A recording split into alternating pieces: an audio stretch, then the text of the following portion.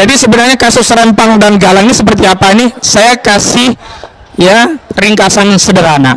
Sederhananya biar kita nggak pusing, oh ini proyek strategi nasional, itu semua bohong. Sekali lagi apa?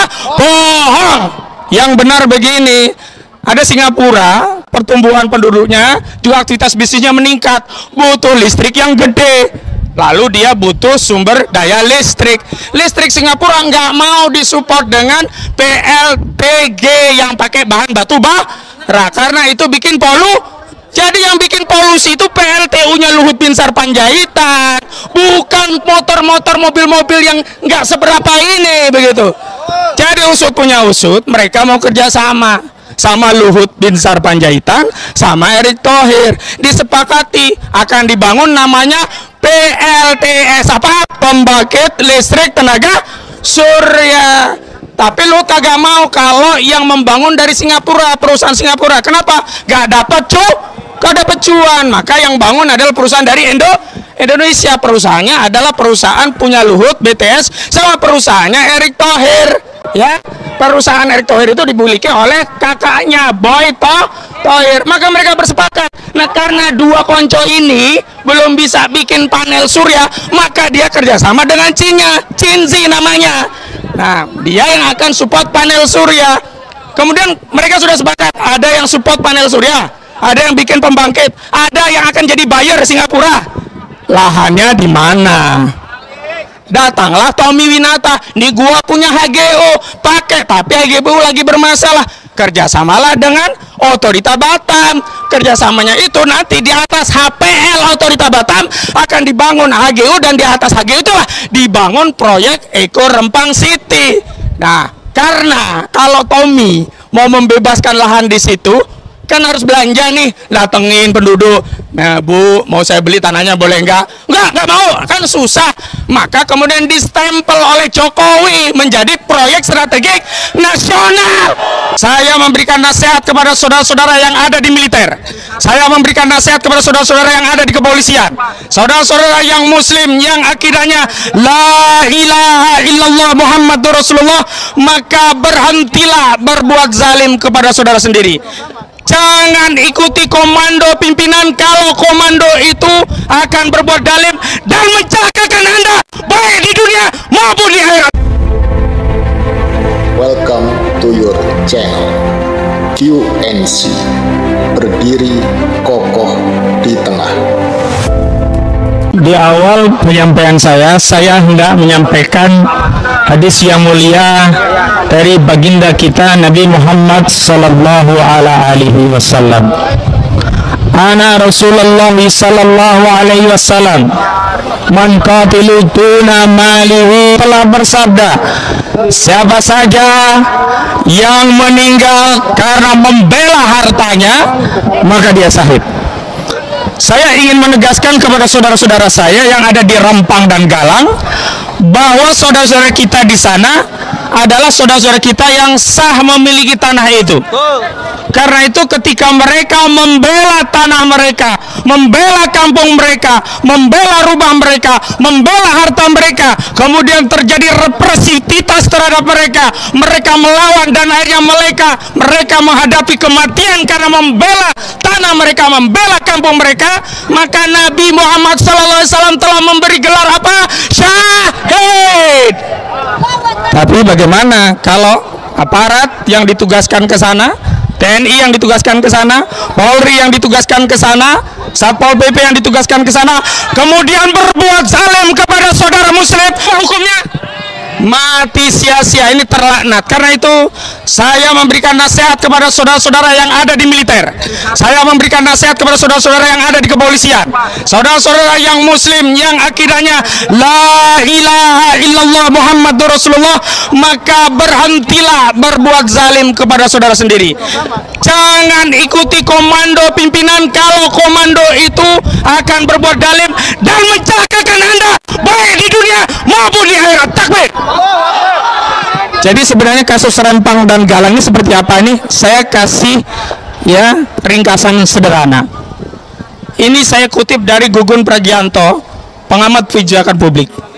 Sederhananya biar kita nggak pusing, oh ini proyek strategi nasional, itu semua bohong. Sekali lagi apa? Bohong. Yang benar begini, ada Singapura, pertumbuhan penduduknya, juga aktivitas bisnisnya meningkat, butuh listrik yang gede. Lalu dia butuh sumber daya listrik. Listrik Singapura nggak mau disupport dengan PLTG yang pakai bahan batu bara, karena itu bikin Jadi yang bikin polusi itu PLTU-nya Luhut Binsar Panjaitan, bukan motor-motor, mobil-mobil yang nggak seberapa ini begitu. Jadi usut punya usut, mereka mau kerjasama sama Luhut Binsar Panjaitan, sama Erick Thohir. Disepakati akan dibangun namanya PLTS, apa? Pembangkit listrik tenaga surya. Tapi lu kagak mau kalau yang membangun dari Singapura, perusahaan Singapura. Kenapa? Gak dapat cuan. Maka yang bangun adalah perusahaan dari Indonesia. Perusahaannya adalah perusahaan punya Luhut, BTS, sama perusahaannya Erick Thohir. Ya, perusahaan Erick Thohir itu dimiliki oleh kakaknya Boy Thohir. Maka mereka bersepakat. Nah, karena dua konco ini belum bisa bikin panel surya, maka dia kerjasama dengan Cinzi namanya. Nah, dia yang akan support panel surya. Kemudian mereka sudah sepakat, ada yang support panel surya, ada yang bikin pembangkit, ada yang akan jadi buyer Singapura. Lahannya di mana? Datanglah Tommy Winata, nih gua punya HGO, pakai, tapi HGO lagi bermasalah.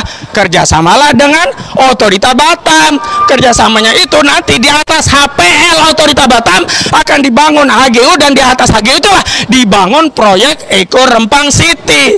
Nah, karena kalau Tommy mau membebaskan lahan di situ, kan harus belanja nih, datengin penduduk. Nah, Bu, mau saya beli tanahnya boleh nggak? Nggak mau, kan susah. Maka kemudian distempel oleh Jokowi menjadi proyek strategik nasional. Nah, karena diberi stempel proyek strategis nasional, itu tidak perlu lagi belanja kepada penduduk, nggak peduli pada penduduk. Yang penting ini masuk proyek strategi nasional, ada HGB, ada HPL, ada HG-nya, gusur. Solim apa Solim? Jadi sejatinya proyek strategis nasional itu adalah proyek untuk cariin lapa oligarki untuk berbisnis dengan merampas tanah rakyat. Ya, Solim apa Solim? Nah, karena itu sekali lagi kita harus ada di pihak rakyat, bisa berada di pihak saudara-saudara kita di Rempang dan Galang. Jadi itu saja yang bisa saya sampaikan. Dan yang paling penting saya tegaskan, mengutip apa yang disampaikan PBNU, saudara-saudara kita di Rempang dan Galang itu syar'i, sah pelaku pemilik tanah. Karena Nabi SAW telah bersabda, ya, barang siapa menghidupkan tanah mati, ya, man ahya ardon fahuwalahu, siapa yang menghidupkan tanah mati, tanah nggak pernah dikelola, nggak pernah ada pemiliknya, dihidupkan, dikelola, maka itu miliknya.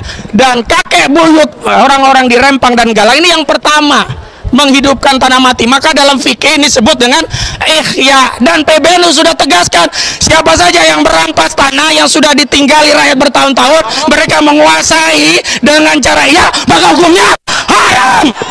Karena itu Pak Jokowi, Pak Ma'ruf Amin, Bapak Kiai Ma'ruf Amin, tolong nasihati Presiden Republik Indonesia yang ada di samping Anda. Katakan, Pak Jokowi merampas tanah rakyat Rempang menurut fatwa PBN itu utuku, itu hukumnya apa? Haram. Dan ingatkan kepada Pak Jokowi sebagaimana pengingatan dari Pak Ma'ruf Amin yang mengatakan orang yang bohong akan membawa ke dosa, dan orang yang dosa akan masuk neraka. Nah, Pak Jokowi ini bohong. Karena dalam kampanye 2019 yang lalu menjanjikan paling lama 3 bulan akan terbitkan sertifikat untuk kampung-kampung tua, 16 kampung tua di Rempang dan Galang. Yang terjadi bukan sertifikat yang datang, tapi tentara dan polisi. Begitu diprotes rakyat katanya memiting. Ketika diprotes lagi katanya, ini saya piting ini. Ini saya piting, saya rangkul. Jadi sekali lagi saya ingatkan kepada Pak Panglima TNI, Anda memang sudah meminta maaf, tapi sebagai bentuk tanggung jawab Anda kepada institusi Anda, saya harapkan mundur Pak Panglima TNI, Pak Yudo Margono, mundur. Kasihan TNI, jangan bikin jarak antara TNI dengan rakyat, kasihan tentara, karena ulah Pak Yudo Margono. Demikian, Assalamualaikum warahmatullahi wabarakatuh.